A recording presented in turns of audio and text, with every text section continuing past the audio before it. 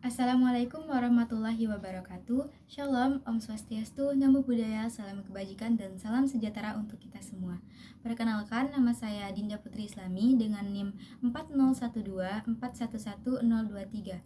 Saya berasal dari kelas Hukum 3C.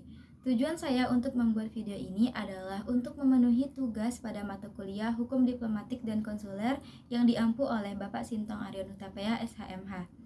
Jadi dalam video ini saya akan membahas tentang persona non grata dalam Konvensi Wina tahun 1961 serta menganalisis video YouTube yang berjudul Antonio Guterres dinyatakan persona non grata oleh Israel, dan saya akan menganalisis video tersebut berdasarkan perspektif dari Konvensi Wina tahun 1961. Pertama-tama saya akan menjelaskan tentang persona non grata terlebih dahulu. Jadi, istilah persona non grata berasal dari bahasa Latin yang berarti orang yang tidak disukai atau orang yang tidak diterima. Dalam hukum diplomatik, istilah ini ditunjuk kepada seorang diplomat atau pejabat misi diplomatik yang tidak lagi diterima oleh negara penerima karena alasan tertentu, seperti alasan politik, alasan moral, atau perilaku yang dianggap melanggar norma diplomatik. Kemudian, persona non grata ini secara resmi diatur dalam Pasal 9 Vienna Convention on Diplomatic Relations atau PCDR tahun 1961 yang berbunyi, "The receiving state may at any time and without having to explain its decision notify the sending state that the head of the mission or any member of the diplomatic staff of the mission is persona non grata, or that any other member of the staff of the mission is not acceptable. In any such case, the sending state shall, as appropriate, either recall the person concerned or terminate his function with the mission." Jadi yang artinya adalah negara penerima dapat kapan saja tanpa harus memberikan alasan menyatakan bahwa seorang kepala misi atau anggota staf diplomatik adalah persona non grata. Setelah pemberitahuan tersebut, negara pengirim wajib menarik kembali diplomat tersebut untuk mengakhiri jabatannya sebagai diplomat di negara penerima. Apabila negara pengirim tidak melakukannya dalam waktu yang wajar, maka negara penerima dapat menolak pengakuan terhadap orang tersebut sebagai anggota misi diplomatik. Pemberlakuan persona non grata ini memiliki beberapa fungsi yang penting. Yang pertama adalah untuk menjaga kedaulatan negara penerima. Setiap negara berhak untuk menentukan siapa saja yang boleh menjalankan fungsi diplomatik di wilayahnya. Kemudian yang kedua adalah menegakkan disiplin dan etika diplomatik, yaitu jika seorang diplomat melakukan tindakan yang tidak pantas seperti campur tangan dalam urusan dalam negeri atau penghinaan terhadap pejabat negara atau pelanggaran hukum, maka negara penerima dapat menolaknya. Kemudian yang ketiga adalah mencegah konflik diplomatik lebih lanjut.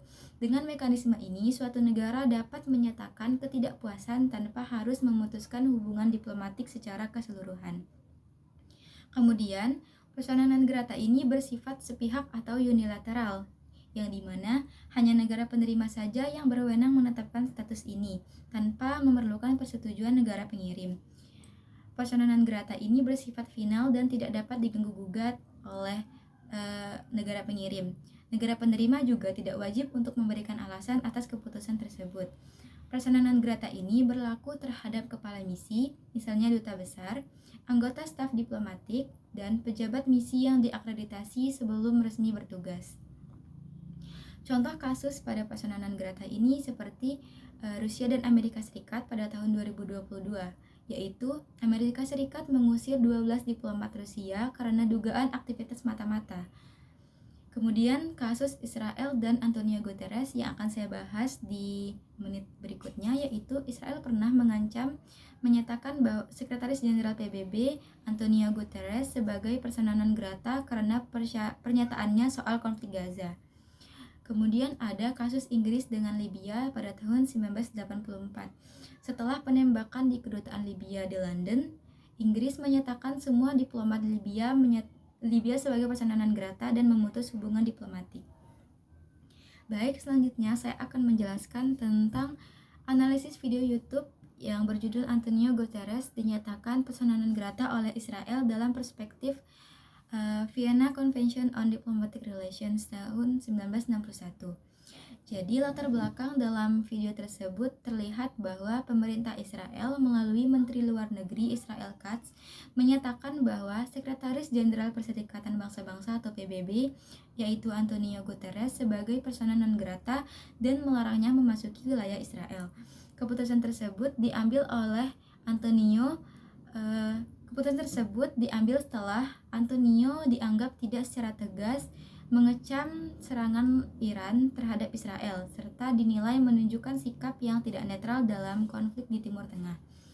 Pernyataan ini memicu perdebatan luas karena melibatkan kepala organisasi internasional tertinggi yaitu PBB, bukan diplomat dari negara lain. Berikutnya, analisis hukum terhadap kasus Guterres dan Israel. Apabila kita analisis berdasarkan Konvensi Wina tahun 1961, tindakan Israel dengan menyebut Antonio sebagai persona non grata tidak sepenuhnya sesuai dengan ketentuan yang berlaku. Hal ini berdasarkan alasan berikut. Yang pertama adalah subjek hukum yang berbeda, yaitu pasal 9 Konvensi Wina berlaku bagi diplomatik agen yang mewakili suatu negara dalam hubungan bilateral. Antonio bukan sebagai wakil diplomatik dari negara tertentu, melainkan berstatus sebagai Sekretaris Jenderal PBB, yaitu organisasi internasional, bukan kepala misi diplomatik. Kemudian yang kedua adalah hubungan yang tidak diatur dalam Konvensi Wina. Hubungan antara PBB dan negara anggotanya diatur melalui Piagam Perserikatan Bangsa-Bangsa yaitu UNCARTER, bukan Konvensi Wina. Oleh karena itu, tindakan Israel bersifat di luar kerangka hukum Konvensi Wina. Yang ketiga adalah tindakan lebih bersifat politik daripada hukum. Pernyataan Israel ini lebih mencerminkan sikap politik diplomatik sebagai bentuk ketidakpuasan terhadap pernyataan Antonio, bukan langkah formal dalam hubungan diplomatik antar negara. Hal ini juga ditegaskan oleh pihak PBB yang menyatakan bahwa konsep persona non grata tidak dapat diterapkan kepada pejabat sekretariat PBB. Kemudian implikasi diplomatik dari kasus ini yaitu langkah Israel ini menimbulkan ketegangan hubungan dengan PBB dan berpotensi menghambat komunikasi dalam isu kemanusiaan di wilayah konflik. Selain itu, tindakan ini dapat menjadi pedoman yang berbahaya apabila negara lain meniru langkah serupa terhadap pejabat organisasi internasional karena akan melemahkan independensi dan fungsi netral lembaga global seperti PBB. Sekian penjelasan dari saya mengenai persona non grata dan analisis kasus Israel dan Antonio Guterres yang dilihat dari perspektif Konvensi Wina tahun 1961. Jika ada salah dalam penyampaian kata di video ini, saya meminta maaf.